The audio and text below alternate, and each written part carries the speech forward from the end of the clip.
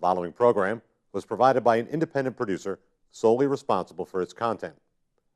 The opinions expressed do not necessarily represent the views of this station, its staff, board of directors, or underwriters. Hello, I'm Carl Seidel, host of The People's View. The People's View is a show sponsored by the Nashua Republican City Committee. The committee meets every second Thursday at the Crown Plaza. And if you want to contact us, we have a website, nashuagop.org. And at the end of the show, you'll see some contact phone numbers or email addresses that you may want to send us your comments and recommendations.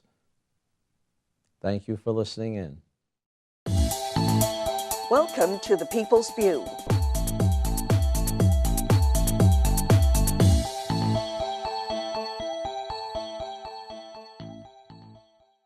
Hello, today's guest is the Honorable Barry Palmer. Barry, you were a representative in the State House 2010 to 12, and now you're running again to get back in. Tell us a little bit about your experience and why you decided to do it another time. First of all, thank you for the invitation. I appreciate it, Carl. I didn't know what to expect when I first went into the State House as a legislator. I didn't understand all the ramifications and how things ran over there.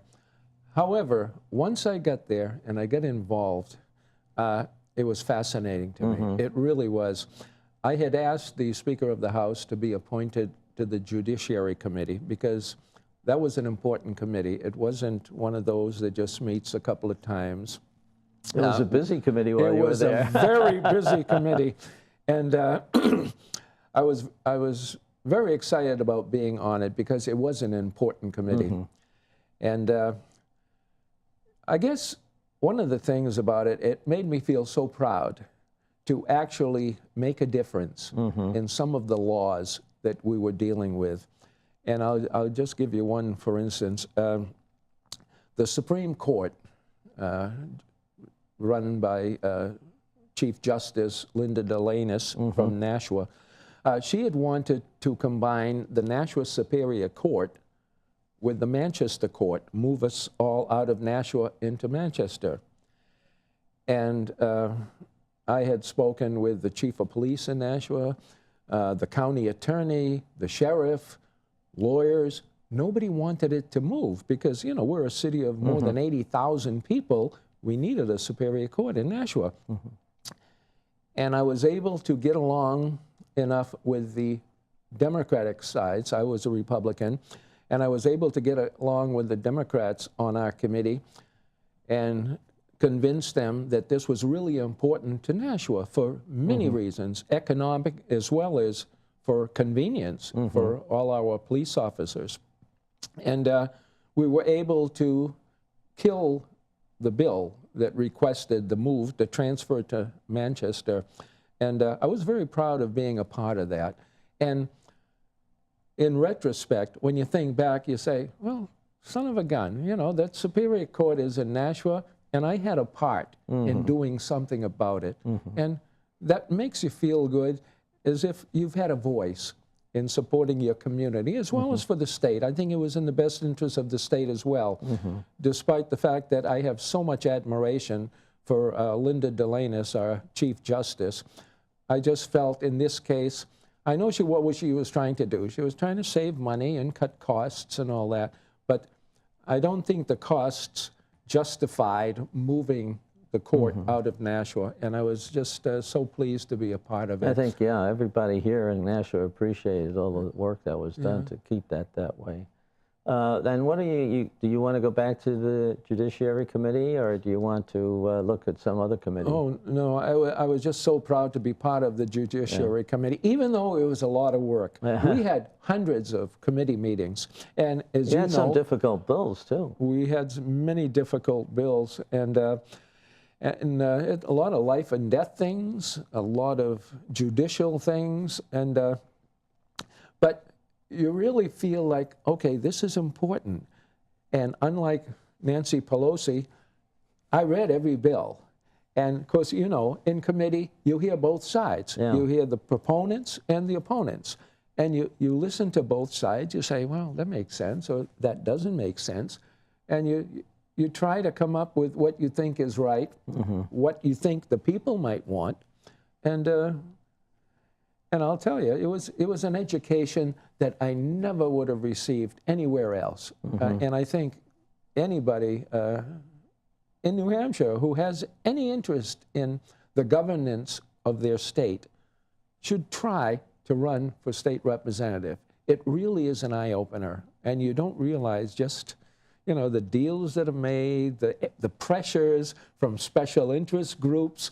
People are after you all the time, trying to give you literature, and this is why we believe this, and it's an education unlike anything you'd get in school or in college. But it's something to make you appreciate New Hampshire and its way it governs itself. Oh yeah, because New Hampshire is such a small state, Yeah.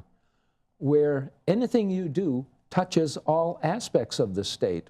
That's why, you know, when the casino gambling bill was introduced, you know, I was thinking, gee, casino gambling, boy, Berlin, which has always been the hardest hit of our state, where people are really hurting. They don't have a lot of stuff going on up there financially. A casino up in Berlin, and a casino, of course, down closer to me, because I enjoy the slot machines. I do it maybe once a year. I go down to Vegas or, you know, Connecticut, but I don't want to have to go there. Yeah. I'd love to go to Rockingham Park. Or, Keep the money in the state. Or up to Berlin, keep the money in the state. The only thing that was annoying to me was that the current governor, when she introduced her budget, she included something like $60 or $80 million, $80 it was, yeah. anticipating that we're going to get a casino. Well, you don't make your budget on maybes and what ifs. And I think that was a big disappointment, and I don't think that showed leadership at all. And again, she couldn't even get her own people to vote for it. But even if it went through, she wouldn't have got the money in time to put it in this budget. So it was really, I mean, it had two strikes against it going in. Automatically, and you would think, because she was a senator, that she would know better how the system works, but it didn't work. So how will you treat gambling this time if it goes through? I love casino gambling. Okay. Well, I shouldn't say I love it. I don't want to make it sound like I'm a high roller. I enjoy once a year to go down and play the slot machines. However, in all my travels in the district and throughout other areas of the state, I have never once had somebody say they were against casino gambling. Really? Everyone I have ever spoken to has said, I love casino gambling. I wish we had one here. Why don't we get one here?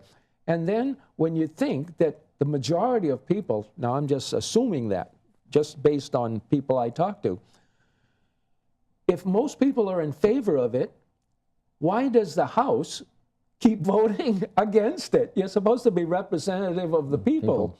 And it just doesn't make sense to me. I try to go along with what I think the majority of people go along with. And casino gambling is a given. And I'd love to see two of them, you know, one up north and one down south. Green Meadow would have, in Hudson, would have been great. Why limit it? Well, two is enough. I don't want us to become the Casino Central of New England. You won't become the Casino Central unless you get supporters of all that. Yeah. I don't think, because I know a number of states that, you know, just have them, and they're almost like, you know, a village funhouse or something. I don't know. But anyway, I was just, I don't know if you have any compunction about how it has to be set up or not, whether you're limited in the states or limited the number, or you're limited locations or whatever. It's just that, from my perspective anyway, you have to have the right regulations. The laws, all the ones that came up when I was up there, had serious defects in the writing of the law, the legislation. In what way? Well, I mean, it didn't cover it properly. Didn't cover the protection that you needed for the places, the locations. Oh, and sure, stuff like that. And it usually overpromised on the money that was coming in. Of course, that goes without saying. Everybody, there's a lot of hyperbole on how much money is going to be rolling into us. Do you have any other issues that you'd like to think of as part of your campaign? The main thing is, when I first went in, as a conservative and a Republican, I believe in spending only what you get, not overspending, unlike our national government. And I go to it, I approach it the same way I do with my own home. If I'm making, when I was working, I'm now retired, thank goodness, but when I was working, if you're making $500 a week and you spend $750 a week, there's going to be something wrong there. You're going to start racking up debt. I refer to the national level.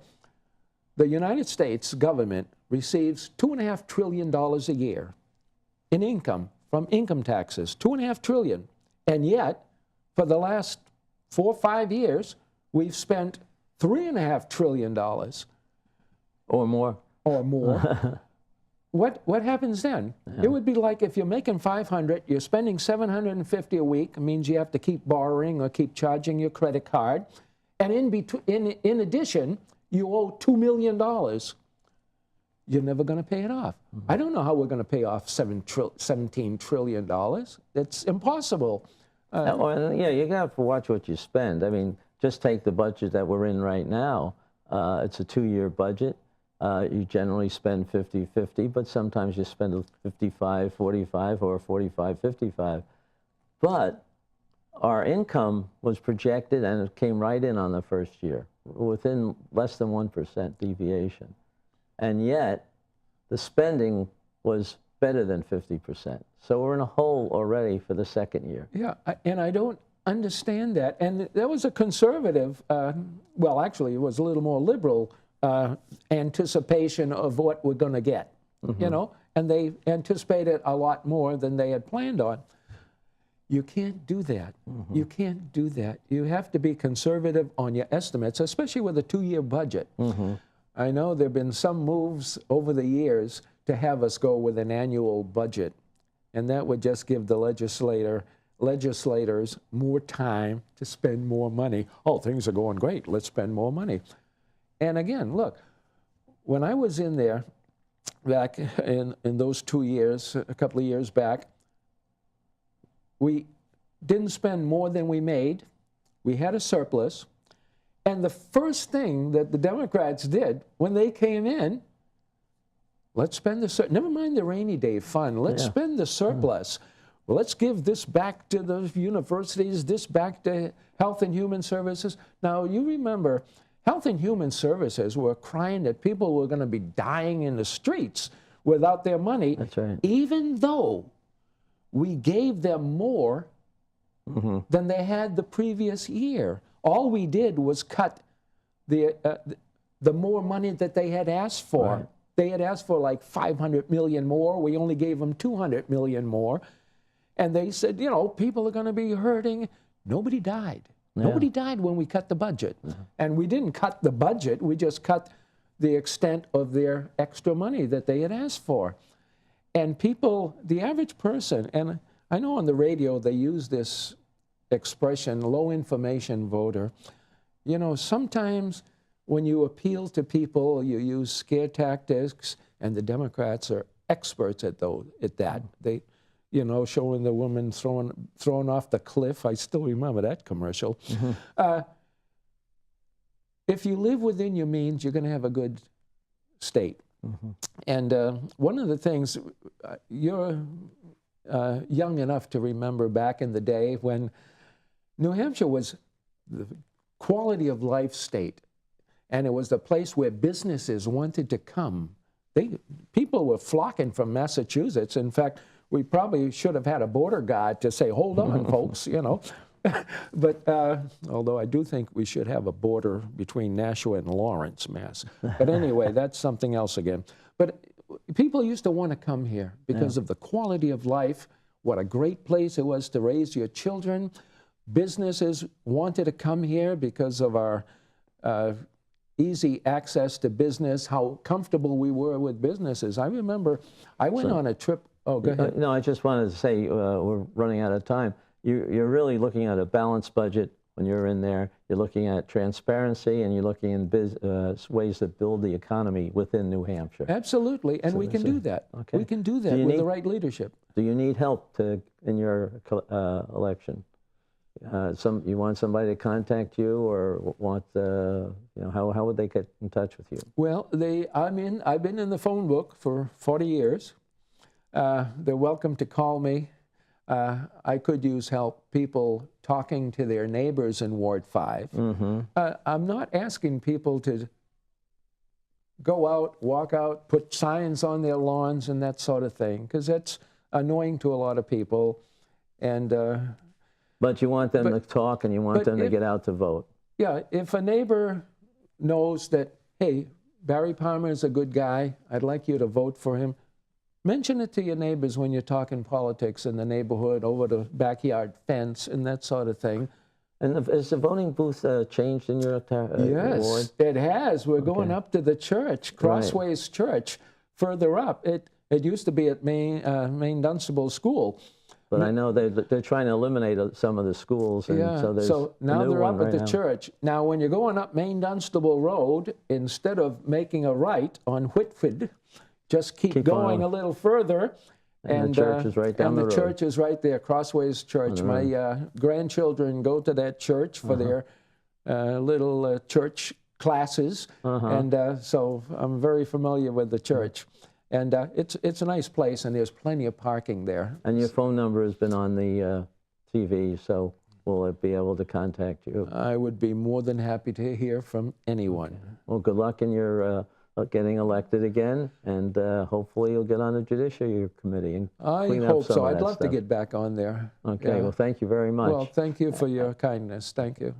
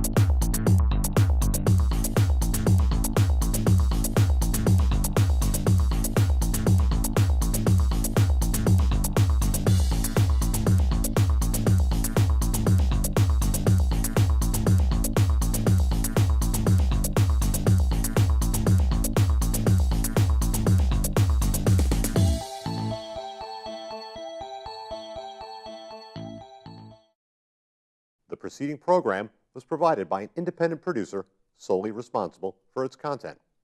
The opinions expressed do not necessarily represent the views of this station, its staff, board of directors, or underwriters.